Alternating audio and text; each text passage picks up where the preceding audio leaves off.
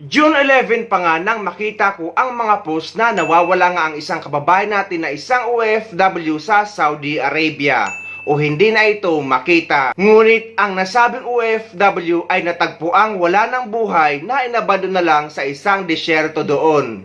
At ayon sa report ay na-hit and run si kabayan na kalahating taon pa lang sa Saudi Arabia. Hustisya ang sigaw ng pamilya ng isang OFW na natagpo ang patay sa desyerto sa Saudi Arabia. Biktima umano ang OFW ng hit and run. Noong June 11 pa, hinahanap sa Riyadh, Saudi Arabia ang 30 anyos na OFW si Juljiri Agong. Pero makalipas ang 4 na araw, natagpuan siyang patay na sa desyerto. In-hold up daw, tapos pinapunta sa desyerto. Tapos isang kwento, taga-saan lang daw, hindi daw gin-hold up. Sabi ko, pag hindi gin-hold up, nasaan yung gamit niya? Cellphone niya, pera niya, at saka ginto na ipapadala sana sa nanay niya. Pero hindi raw hinold up si Agong batay sa report ng Saudi authorities na ipinasa sa Pilipinas. Na-hit and run siya ng kotse, no? So, and that caused fatal injuries. Yung reported incident is June 11, approximately around 12:31 p.m. habang tumatawid sa King Salman eastbound road at a non-designated pedestrian crossing. So, yun ang natanggap namin.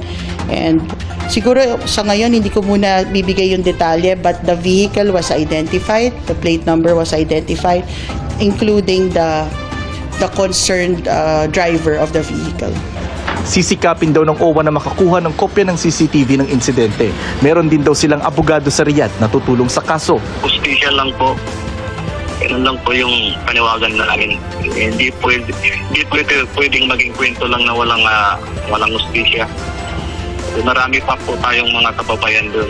Pag hindi po ito inaksyon ng sigurado, may susunod pa. We stand ready to pursue yung kaso and makamit yung hustisya. The Saudi police are investigating the case if there's possible foul play. Panganay sa magkakapatid si Agong, taga-Hulo, Sulu. Kalahating taon pa lang siya sa Riyadh bilang office and facility cleaning laborer. Sa ngayon, ang desisyon daw ng pamilya, doon na sa Riyadh ilibing si Agong alinsunod sa tradisyon ng mga Muslim. Nangako naman ang gobyerno ng tulong, kabilang na ang financial assistance mula sa OWA at DMW. Paalala naman sa mga kababayan nating OFW na baguhan pa lang sa Middle East, lalo na sa Saudi Arabia, na magdoble ingat dahil minsan may mga kaso talaga ng hit and run na may mga ilang na biktima na mga kababayan nating OFW.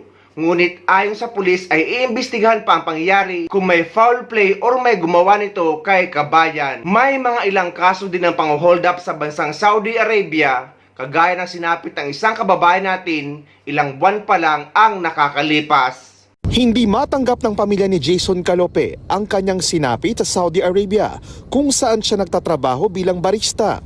Natagpuan si Jason na nakabulagta sa kalsada, di kalayuan sa kanilang tinutuluyang gusali, duguan at walang malay. Dahil sa lakas daw ng palo sa ulo at iba pang bahagi ng katawan, comatose o walang malay si Jason sa isang ospital sa Saudi. Ayon sa kanyang kamag-anak sa Pilipinas, ikinuwento daw sa kanila ng kasamahang OFW ang nakita niya sa CCTV footage ng pangyayari.